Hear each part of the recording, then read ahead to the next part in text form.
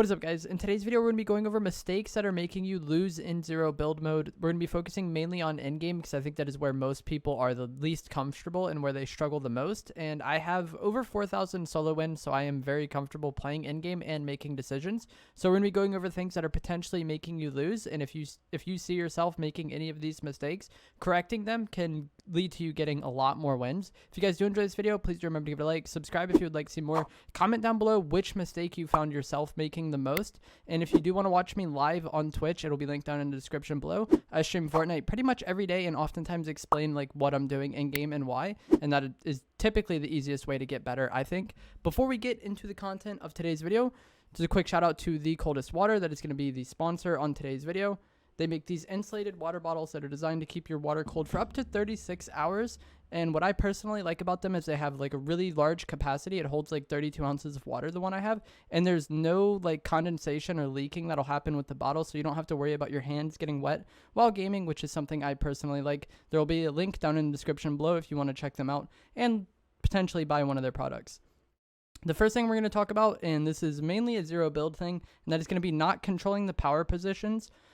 Such as like blimps, mountains, those IO towers, if there's any of those in zone, any houses are in zone. Typically, the power positions that are in the zone, like we're talking end game, will just be a guaranteed win. Like if there's a blimp end game, the player who controls the blimp is going to have the easiest time winning and the most options when it comes to rotating, and everybody else has to play around that. Same goes for mountains, IO towers. If there's like a singular house in zone, you want to be controlling the power position. The only thing that really is difficult about this is that it's likely going to get you focused. So if you're fighting too much or like exposing yourself way too much and not actually getting kills out of it, you run the risk of getting focused by like an anvil launcher, a sniper, or just several players shooting you with AUG. So you want to control the power positions, even if you don't do anything with it. If you just camp there and stop other people from using it against you, it is beneficial. And if you learn how to like actually take advantage of the power positions, get your kills, but not overexpose too much, then you will be getting a lot of kills really easily and a lot of wins in the zero build game mode. I think this is like the thing people struggle with most in zero build, because a lot of people just try to hide, like they play in bushes or they just hide in very strange spots. I've noticed a lot of people jetpacking into trees and just camping in trees recently. And while yes, you might get slightly better placement doing that, you're probably not going to get the win because you're just going to lose to somebody who's more comfortable fighting or who has the power position, the better positioning in zone. So I'd recommend trying to control the power positions and just flat out hiding and playing for placement. I don't really understand it. Whenever I encounter those people, they're like typically a really easy kill. I don't know what they were thinking. It seems like they think that if they just like exist for long enough that they're going to get the win like accidentally, and that's typically not going to be the case. The next mistake I see a lot of players making is that they are in the center of zone. If there's no power positions in zone, like sometimes the blimp might be center and you would want to control that, or the IO tower would be the same thing. It might be center and it would be worth controlling. But let's just say there's no like great positioning in zone. It's pretty neutral. It's just like a field. There's some rocks, some trees, etc. If that's the case, you want to be edge of zone because that's going to limit the amount of angles you can be shot from. If you're in center zone, you could be shot from 360 degrees anywhere, and there's no way that you can protect yourself with cover or really be aware of all of those different places that you can be shot from. So if you play edge of zone, you're less likely to get shot from whatever direction zone is. So if you have zone at your back or 3/4 of you, then you're less likely to get shot from that direction, and you only have to worry about areas in zone where players can be. So playing center zone is sometimes beneficial in normal Fortnite, but in zero build, it's rarely what you want to do unless there's a really good power position in zone, in the center. You typically want to be edge. The next thing I see a lot of people messing up on is that they don't end fights fast enough. If you get AUG shots on somebody, like let's say you crack them, hit them for like 150, all of their shield, you might want to shockwave on them and shotgun them if they're in a decent spot. If they're center zone, you can just keep AUGing them. But if you're having a prolonged fight with somebody where you're just trading shots and neither of you are really getting anything done, maybe you've tagged each other a little bit, but nothing really major has been done, it's probably not worth taking that fight or being in that fight because you're likely going to get focused by another player. And since you're already fighting somebody, you're going to be more tunnel vision on them. So if you're going to fight, try to kill the person as fast as possible. That way you're less exposed to other players. This is the easiest way to get kills in the zero build mode, I've noticed, is if I'm behind cover or I'm in a spot that I like, and then there's two other people fighting, just trading shots out in the open, and neither of them are really getting the kill, I usually end up killing both of them. So just know that if you're fighting, other people are going to be aware that you're fighting and they're going to make plays off that. So you need to get kills fast or just not fight the person at all. Reposition. Don't be in the same spot for too long because you will end up getting killed over it.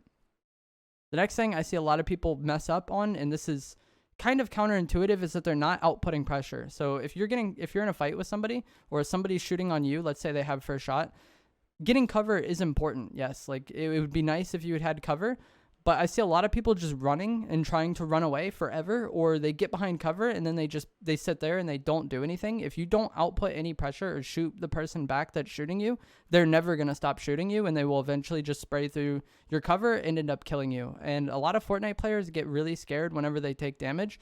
So if you have somebody spraying you, let's say they've tagged you for like 150, if you get an AUG burst on them, they'll probably stop shooting you. Even though they had more damage on you than you had on them, a lot of people get scared really fast and just kind of like clam up whenever they take damage. So outputting pressure is one of the most important things in BRs, I think. And it's something that not a lot of players really understand. Even in normal builds mode, I'll see a lot of players just getting full sprayed and they just repetitively turbo build like anything is going to change, and they never actually shoot the opponent back. If you don't shoot people back that are shooting you, they're not going to stop shooting you, and eventually they're going to kill you.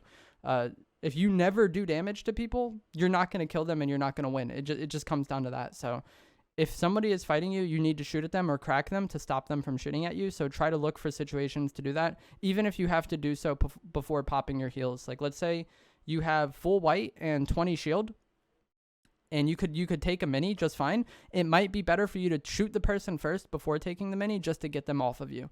And you would be surprised with the AUG, if you have decent aim and hit headshots, how quick you can actually kill some people, even if you're behind in damage. And another thing that goes into pressure that I see a lot of people doing wrong is that they're carrying really slow healing items, and it's not going to work in the zero build mode.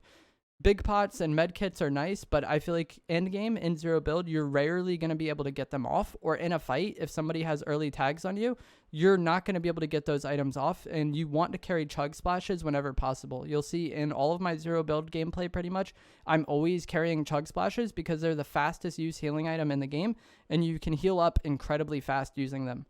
They are somewhat more difficult to get, but there is cooler spawns all around the map that spawn guaranteed chug splashes. Just try to learn where the coolers spawn around your POI. Some good POIs for this are Sanctuary has some outside, Jones's has coolers, Greasy has a lot of coolers, obviously. Camp Cuddle has a lot of coolers, Coney Crossroads has a lot of coolers outside of it. But if you learn where the coolers are in your POI that you like to land or around the POIs you like to land and you rotate to them, you should be able to pretty reliably get chug splashes, and I think they are by far the best healing item in zero build mode, and they alone will increase your odds of winning. If you're in a fight with somebody and let's say you each tag each other for 150, so you're both no shield, and they have big pots and you have chug splashes, you're going to be able to get full health faster than them and then be able to pressure them in the fight. You could even just pop 2 or 3 chug splashes and then shockwave onto them and kill them before they're even able to get one of their big shields off. So having chug splashes gives you healing advantage as far as like speed goes, and that allows you to make other plays and do things that a lot of people aren't prepared for because they have to pop slower healing items. And that leads into our next point, which is going to be shockwaves. I talked about how you could shockwave onto somebody after you healed faster than them. I think shockwaves are one of the most important things in the zero build mode. Getting caught out in the zero build mode is pretty much a death sentence if you get caught in an area where you have no cover at all. And shockwaves can correct that. You can use shockwaves to push somebody if you get tags on them. And like we talked about before, if you're in a fight, you want to end that fight sooner rather than later. If you're in a zone that's really awkward, like let's say the desert or around desert mountains, you can use shockwaves to get up the mountains. If you have somebody camping an IO tower, you can use shockwaves to get up to them. If you have somebody camping a blimp, you could shockwave yourself up and then shockwave them off of the blimp. There's just an incredibly insane amount of things you can do with shockwaves in the zero build mode, and it just gives you so many more options in a fight than other people have who don't have shockwaves. So if you aren't carrying shockwaves, start doing so. Unfortunately, they have taken some of the NPCs out of the game that sold them. The Scientist and Synops and the Foundation used to sell shockwaves. The Mullet Man used to sell shockwaves and Joneses. The Brainiac skin that roams around the map used to sell shockwaves, but they've changed a lot of the NPCs' inventories recently. And the only NPCs on the most recent update that I have seen that sell shockwaves are the Pancake Guy and Rocky Reels under the movie screen. And then whatever NPC spawns at Camp Cuddle in the cabins typically sells shockwaves as well from what I've seen. So I've been rotating to Rocky Reels pretty much every game and just buying shockwaves. That's been what I've found the most success with on the most recent update. The next thing that we're going to talk about is people who take too long to rotate. This is something that's common in Fortnite as it is, but I feel like it's even more extreme in the zero build mode. A lot of people wait until the last possible second to rotate or do anything, and then they leave themselves no options but to just run through the center or try to get to zone that way. And oftentimes that is not going to be the best bet in zero build.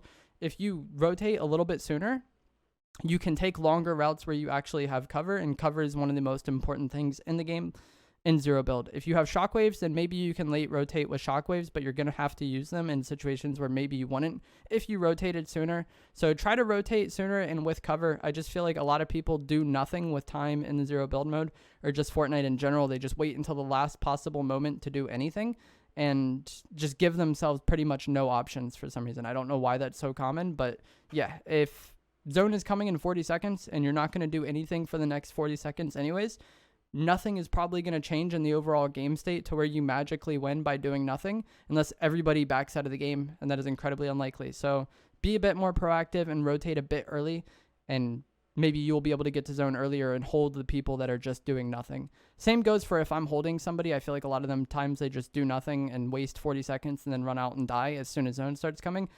You just have to do things with the time. Doing nothing is rarely going to be the best choice unless you're already in zone. You already have like the best position, and you can actually be the one holding people when the time comes. So try to actually rotate with cover, and maybe rotate a bit earlier. That way you give yourself more options to rotate and you can actually use cover.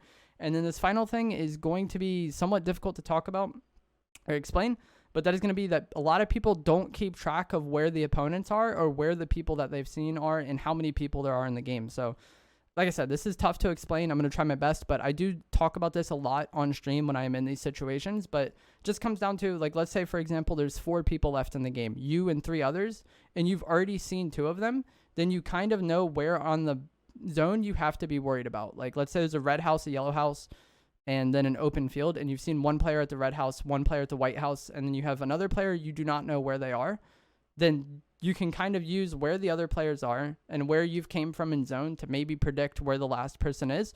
This is, like I said, it's hard to explain, but just when you're in endgame and nothing is really going on or nobody's fighting, try to keep track of where the last people you saw were and how many people there were left in the game. Keeping track of what skins people are using can also be really helpful for this. But yeah, take as much information in as you can and then use that information and where those people are to predict where the other people are that you don't know about. Especially if you've already cleared certain areas in the zone, it becomes like really easy to predict where the final people are. And that is going to be it for this video. Like I said before, I hope these mistakes, if you see some of these mistakes that you were making in your gameplay and then you stop doing them, you're going to start winning a lot more. These are the most common mistakes I see a lot of players making that I play against in zero builds. And I hope this video helped you out. If it did, comment down below which mistake you were making. Like the video, subscribe if you want to see more, and follow my Twitch. I stream Fortnite every day, and I explain a lot of why I'm making decisions in game, and I feel like that makes it a lot easier for people to improve in Fortnite.